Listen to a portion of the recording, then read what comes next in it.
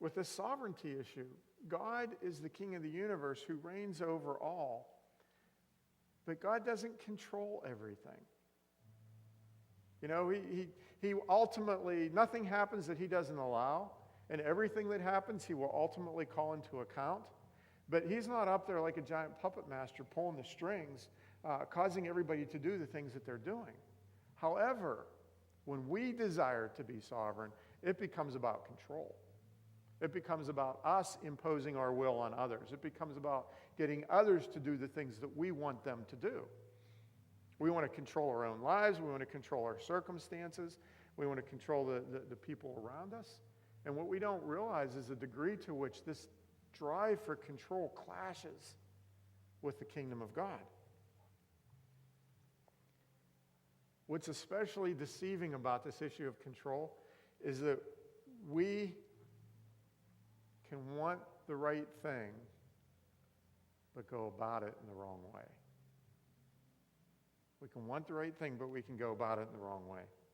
See, there's a fine line between leading and controlling. You know, probably one of the best examples, I talked about parenting in the past. Parenting is one of the best examples for that. You know, as a parent, I want the very best for my children. And there have been times when I have looked at their behavior or their desires or their motives or their attitudes, and I have said, I know what's best for them. I know. I can see the road that kid's going down because I walked down that same road and I fell on my face.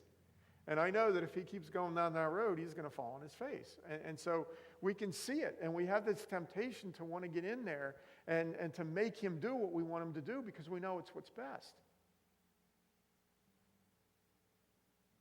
But you can't change a person's heart. You can control their actions, but you can't change their heart. And so the key as a parent is learning how to parent in such a way that you discipline, you lead, but the goal is not for you to control their behavior. The goal is to bring God's kingdom, God's presence, God's will to bear in their lives. And if we can learn how to do this, then God is the one who changes their hearts. God is the one who directs their footsteps. God is the one who brings a favorable outcome. And so as parents, we struggle with this because we want the very best for our kids. But the only way to make that happen is to learn how to do it in such a way that we facilitate God's will and not the imposition of our own. This applies in almost every aspect of leadership in life. You know, it happens in church leadership.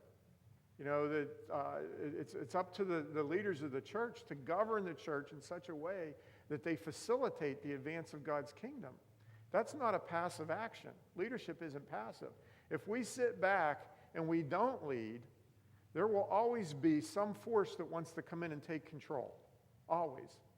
And so what needs to happen with leadership, whether it be parenting, church, work, whatever it is, that we learn how to lead in such a way that we are facilitating the advance of God's kingdom, the advance of God's will.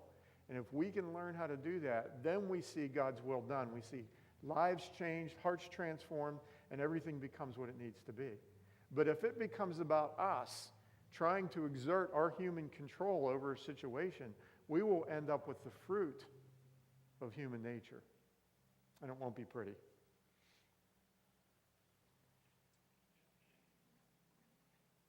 Healthy leaders will always govern in order to facilitate the advance of God's kingdom. Always.